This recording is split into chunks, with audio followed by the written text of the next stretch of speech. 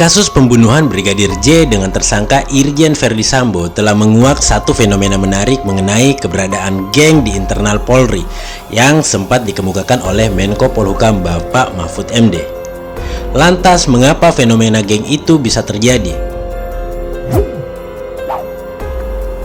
Menko Polhukam Bapak Mahfud MD membeberkan sejumlah pernyataan menarik pasca kasus Irjen Verdi Sambo mulai terkuak.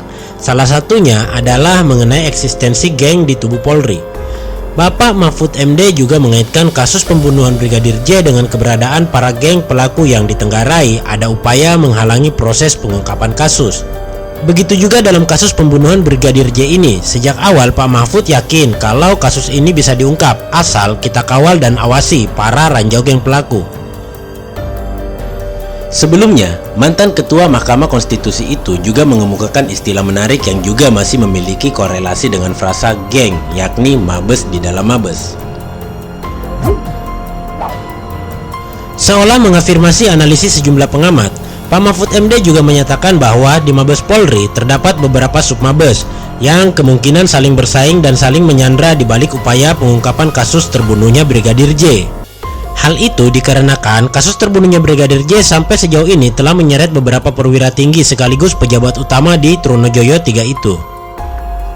Jika kita menafsirkan serangkaian pernyataan Pak Mahfud, sepertinya turut membenarkan postulat yang beredar selama ini atas eksistensi kubu-kubu di internal Polri, termasuk sekelumit gambaran soal bagaimana permainan mereka. Lantas, mengapa fenomena keberadaan geng ini dapat terjadi di institusi penegak hukum seperti Polri? Ruang interpretasi seolah terbuka di saat Pak Mahfud melontarkan terminologi ranjau geng. Hal ini seketika membuka kembali sinyalemen eksistensi beberapa geng saat pergantian Kapolri dari Jenderal Idam Aziz pada penghujung 2020 lalu. Ketika itu, mendiang Neta Espane menyebut ada upaya suksesi Idam dengan membuka peluang kepada orang-orang kepercayaannya seperti Fadil Imran dan Ahmad Doviri untuk menduduki posisi strategis. Poros tersebut banyak dibingkai dalam wacana yang berkembang sebagai poros geng Makassar. Situasi itu dinilai Neta untuk menggeser kekuatan geng Solo yang terkoneksi dengan Presiden Joko Widodo, sekaligus untuk memperkuat geng Makassar, plus memberi peluang bagi geng Pejaten yang terkoneksi dengan Jenderal Budi Gunawan. Meskipun terdengar seperti melenggangkan praktek nepotisme, praktek tersebut nyatanya memang harus dilakukan. Tujuannya tak lain agar perumusan kebijakan yang efektif akan lebih mudah diimplementasikan apabila bekerja sama dengan pihak-pihak yang telah dipercayai sebelumnya. Paling tidak, keputusan penunjukan Jenderal Listio Sigit Prabowo sebagai Kapolri suksesor Jenderal Idam Aziz tampaknya mempengaruhi konstelasi aktor-aktor prominent atau aktor yang menonjol dalam geng lain untuk menepi sejenak. Pak Mahfud MD yang saat ini juga menjadi titik tolak ukur analisis ketika dalam sebuah kesempatan mengatakan kasus penembakan Brigadir J bukanlah kriminal biasa. Menurutnya, ada aspek psikohierarki dan psikopolitis yang membuat kasus ini sulit diungkap.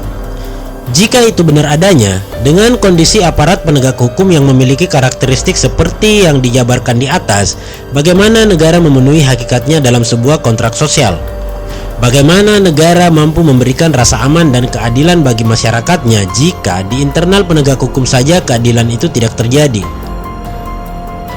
Di atas semua itu, secara khusus dalam kasus Bapak Verdi Sambo ini, kami berharap dapat menjadi titik awal reformasi sesungguhnya bagi Polri ke arah yang lebih baik.